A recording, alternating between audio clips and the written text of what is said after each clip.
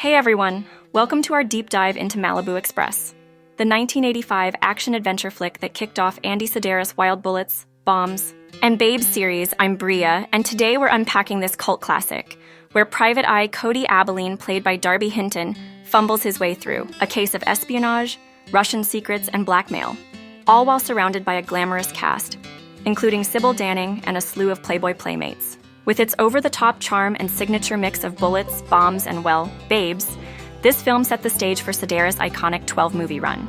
Let's get started. Before we dive into Malibu Express, we need to go back to the man who created the Bullets, Bombs, and Babes series that would run from 1985 until 1998 and feature 12 entries that were equal parts action-packed and puberty-inducing if you saw these as a young teen, as they featured a bevy of buxom beauties straight off the pages of Playboy and Penthouse magazine. Andrew William Sidaris was born in Chicago, Illinois in 1931 and grew up in Shreveport, Louisiana, where he attended high school, playing both quarterback and halfback on the Byrd High School football team. He went on to graduate from Southern Methodist University with a Bachelor of Arts degree in speech and theater. Sidaris launched his television career in 1950, starting as a stage manager at WFAA in Dallas, Texas, and swiftly advancing to the role of director within 6 months. In 1959, he relocated to Los Angeles to join ABC Sports, where he began overseeing AFL football broadcasts in 1960. The following year, in 1961, he helmed the inaugural broadcast of the Wide World of Sports. Additionally, Sidaris directed Monday Night Football games and managed ABC's coverage of every Olympic event from the 1964 Winter Games in Grenoble through the 1988 Winter Games in Calgary, earning multiple Emmy Awards along the way. While directing college football games on ABC, Sidaris pioneered what became known as the honey shot. Close-ups of cheerleaders and attractive female fans in the stands at sporting events. Andy apparently always had an eye for talent. But to his credit as well, he also was at the forefront of the development of instant replay, slow-motion replays, and split-screen views. In 1973, Sidaris expanded into film, directing the exploitation picture Stacy, followed by the action film Seven in 1979 as far as the big screen went. For what it's worth, having watched Seven a couple times, it is an excellent movie. Sidaris played it straight through that movie. It's a hard-nosed action, beautiful women, but not the level of camp that we're about to receive from the Bullets, Bombs, and Babes Lethal Ladies series. Darby Hinton plays Cody Abilene, a womanizing private detective who's assigned the task of investigating who is behind the high-tech computer technology leaks to the Russians. Cody lives on his yacht at the marina and drives a DeLorean, and he totes a long-barrel .44 Magnum he can't shoot to save his life. The Abilene name remains a part of the loosely developed mythology that runs throughout the series to a certain point via characters we're introduced to in subsequent entries. Art Metrano, best known as Mauser from Police Academy 2 and 3, plays an over-the-top henchman who has some funny scenes and bits of dialogue. One of his fellow baddies, Luke, was played by professional bodybuilder John Brown, who happens to be the father of Detroit Lions star wide receiver Amon-Ra St. Brown. Sidaris filled out, pun intended, the rest of the ladies in the movie with a myriad of beauties, including Shelley Taylor Morgan as Anita Chamberlain, Lori Sutton as Beverly, the female police officer, Lorraine Michaels as Liza Chamberlain, Linda Weismeyer as June Knockers, the stock car driver, Kimberly MacArthur as Faye, Barbara Edwards as May, those are the girls on the yacht next door, and incidentally, Barbara Edwards' appearance in Cody's shower is cited as one of the hottest topless lesbian shower scenes in the long, hot tradition of lesbian shower scenes. Also, we have phone sex operator Sexy Sally. She was played by Suzanne M. Regard, and hot female photographer Rodney was played by Janine Vargas. Talk about a visual sensory overload, and we'd only see this trend ramped up as the series evolved over the course of the next 13 years in 12 installments. The exteriors were shot in Beverly Hills, California, around Los Angeles, such as Sunset Boulevard, Willow Springs Raceway, and the Mojave Desert were also the sets used for Malibu Express. Malibu Express as a movie is an absolute good time guaranteed. Whether you're watching it alone or with a group of friends, possibly enjoying some libations, or if that's not your thing, maybe some recreational substances, if legal in your area. Because it'll only heighten the sense of fun you're going to have with this action-adventure romp. And I know what you're thinking. You've been going on for 5 minutes. Well, we had to set the scene. We had to set the background, let you know who's responsible for this wonderful work of cinematic art that we are going to start talking about right now. We start with the visual of a woman sitting down and typing on a computer, which serves as our introduction and title screen. The credits appear in an incredibly dated font and style, but they work surprisingly well with the undertones of the country music title track. After all, Cody Albaline is a cowboy through and through. Our first glimpse of Cody comes as he pulls into the facility parking lot in his red DeLorean, complete with butterfly doors, of course. He steps out wearing a deliciously 1980s pair of sunglasses and a mustache, looking like he's headed to a Tom Selleck convention. With a cow-spotted briefcase in hand, he's at a firing range with his gear. And needless to say, the trope of the Albalines having terrible aim is born in this very scene. Cody attempts to hit a moving target, missing every shot with complete ineptitude until he actually shoots the arm system that moves the target, causing it to short out. He blows the imaginary smoke away from the barrel of his hand cannon and says, "See you next week, John." I can hardly wait. The next scene opens with a stock car rounding a corner on a racetrack as Cody stands by, watching alongside a lovely young female photographer. The driver, a beautiful woman, takes Cody to the locker room and promptly strips right in front of him. She asks what he thinks, and he replies, "They're dynamite." She smiles coyly and clarifies, "I meant the driving." Sidaris wastes no time letting the audience know that Cody possesses the cavorca, the lure of the animal. Cody then gives each of the girls a kiss, very chivalrous of him, as he peels off in his red DeLorean. Cody then monologues into his tape recorder, revealing that he's a private investigator to the audience, of course. He returns to the marina and his boat where he resides. Some angry yacht club members approach him, displeased with his doorway entrance to the vessel. We learn that his dad has an all-female racing team that lost 4 times in 6 days on their sailboat. No comment. On his luxurious yacht, Cody goes below deck and returns to find 2 attractive women, Faye and May, to which they inquire if they might use his shower. Next, we're introduced to Sybil Danning's character, Contessa Luciana, whom Cody will soon cross paths with. She enters a room full of computers and receives news that the Russians are 5 years behind us in computing technology, yet they keep stealing our innovations right out from under us. She's informed that Cody will be assisting her. Meanwhile, Cody has Faye and May in his shower together, and we're treated to Andy Sidaris' signature gratuitous nudity. He tells the girls to run along as Douglas Wilton, the yacht club complainer, has paged him and instructed him to meet Contessa and get to know her. Cody arrives at Contessa Luciana's house in his DeLorean, bringing a gift for her as he enters. Luciana answers the door in a robe that barely conceals anything. Cody takes a seat while Contessa changes into the dress that he bought her. Odd that he would know her size, but anyway, and they head out for dinner and dancing. Later, they engage in an intimate encounter. Afterward, he asks her to fetch him a glass of water. Contessa explains that she didn't invite him over just for sex. There are some matters she needs to bring him up to speed on. The next morning, Cody is back at his yacht, seemingly preparing to leave for work when Faye and May try to catch his attention. They're fishing in their bikinis from the spot next to his, begging him to come over, but he's preoccupied with thoughts of Contessa.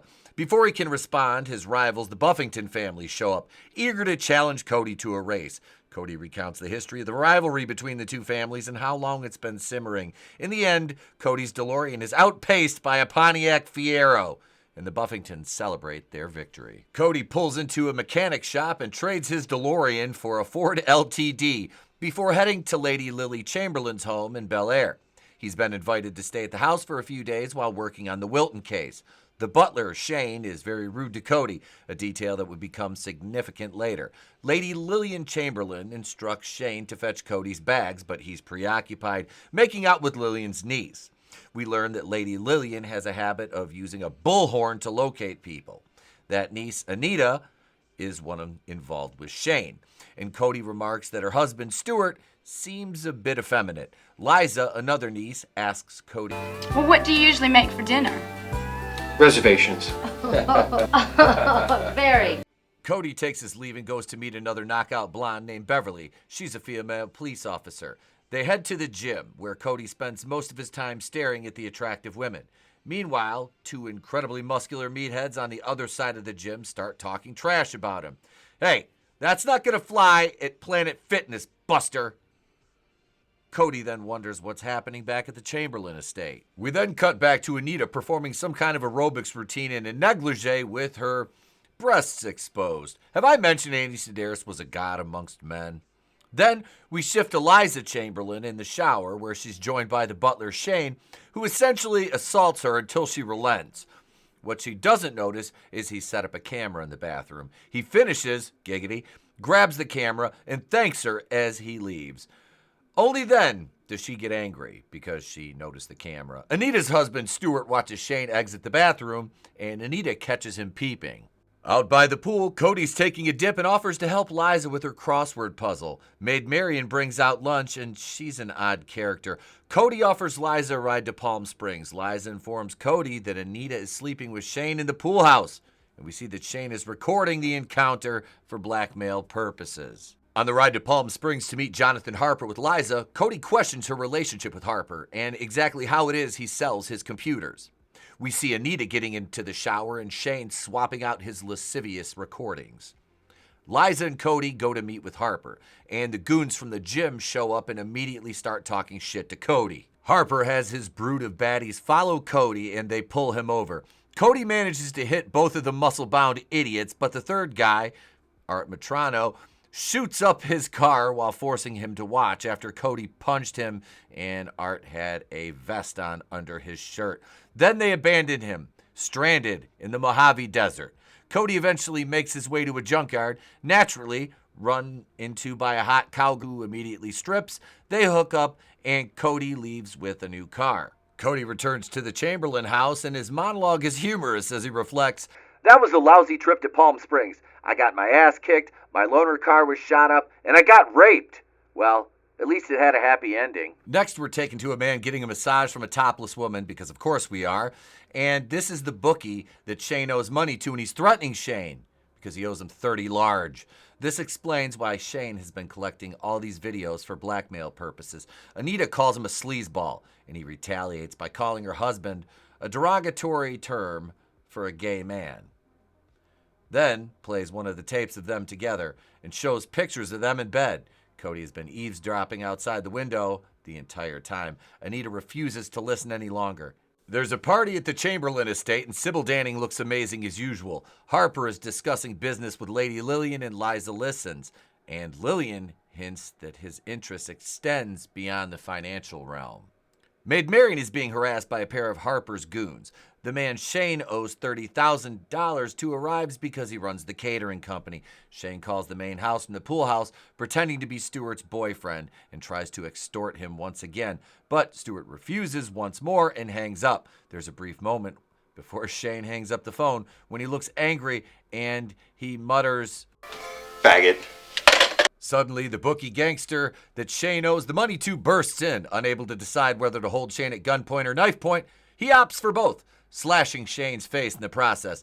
This leaves Shane with a noticeable cut on his cheek. Meanwhile, Liza and Anita are chatting, and Liza says, Did you hear that she got raped this afternoon by two homosexuals? One held her down and the other one did her hair. As the guests begin to leave the Chamberlain estate, Shane is forced to escort Lady Lillian to bed. He then returns to the pool house, plays the tape of him and Anita together, and starts to change out of his fantasy island outfit, resembling a normal-sized tattoo, of course. A masked assailant stabs him in the gut, but Shane manages to snap a picture before being shot twice. Clutching the TV, somehow he stumbles and crashes through the French doors into the yard.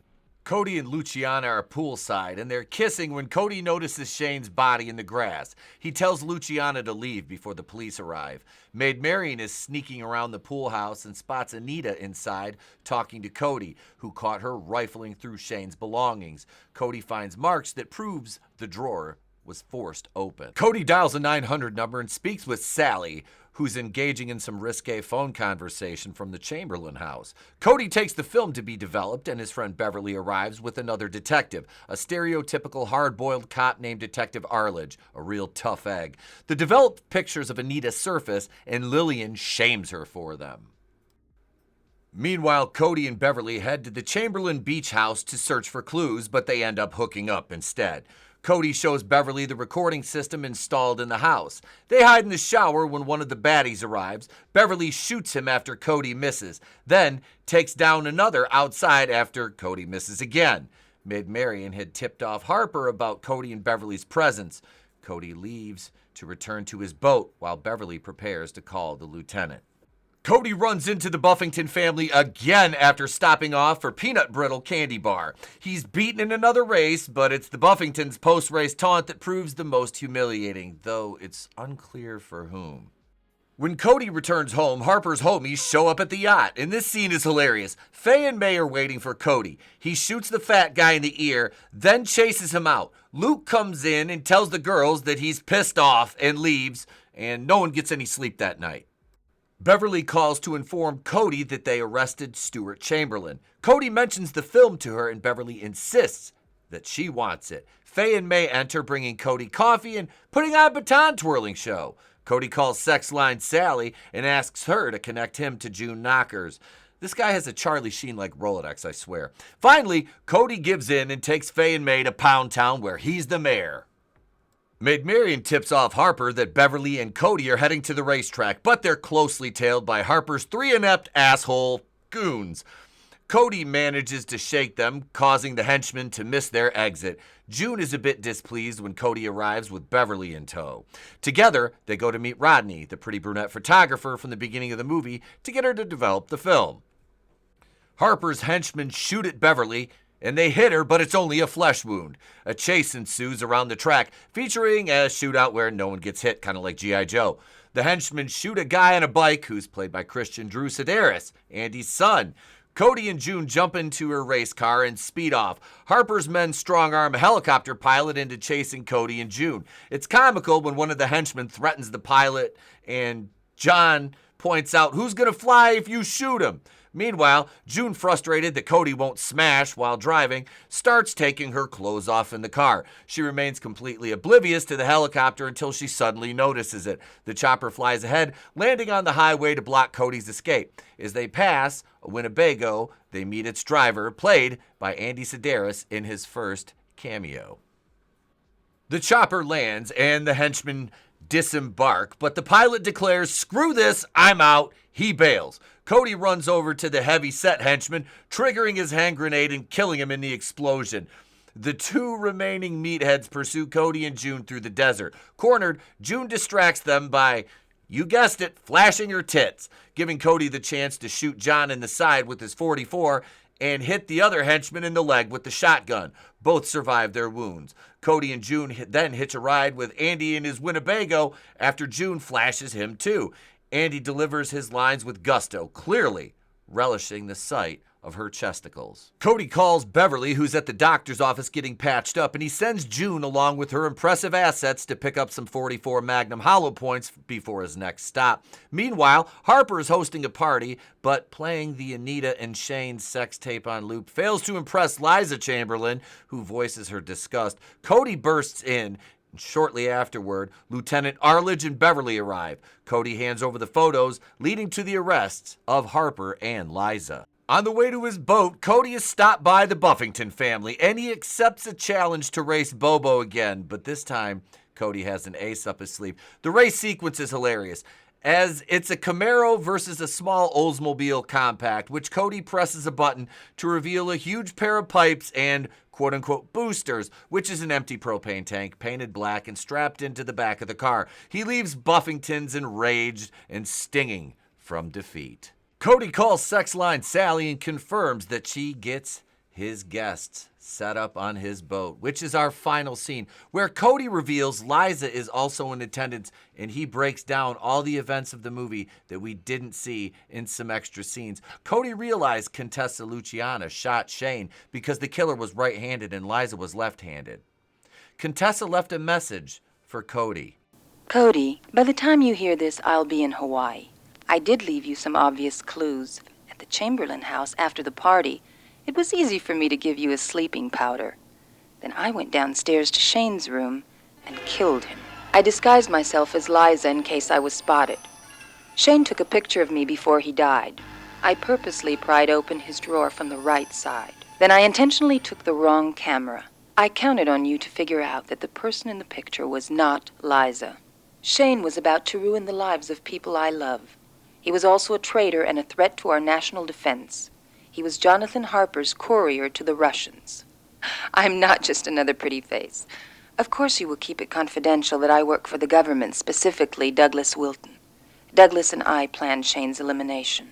After playing the message, the tape and the mask Contessa wore automatically dissolved. Lady Lillian tells Cody he's a wonderful cowboy who'd help any woman in distress. And he has a moment where we flash through a highlight reel of gratuitous nudity from the film. As the boat leaves the dock, we're treated to that sweet country soundtrack. Yes, ma'am, I would. Overall, I really enjoyed this movie. I've seen it a handful of times, as I have pretty much all the movies in the Lethal Ladies, Bullets, Bombs, and Babes series. Darby Hinton put in a great performance. It was fun. Sybil Danning, the same thing, absolutely gorgeous. Andy Sidaris, he knew how to write fun movies and give people that enjoyment. And at the time, you know, you got to show the skin to win in these B movies, and Andy was a master of that. So I hope you enjoyed this comprehensive look at Malibu Express from 1985, written, directed, produced by Andy and Arlene Sidaris. Thank you, folks. If you liked the video, subscribe, thumbs up, comment, all that fun stuff. Share the video far and wide, and be sure to come back next time because we will have another action flick featured right here for you.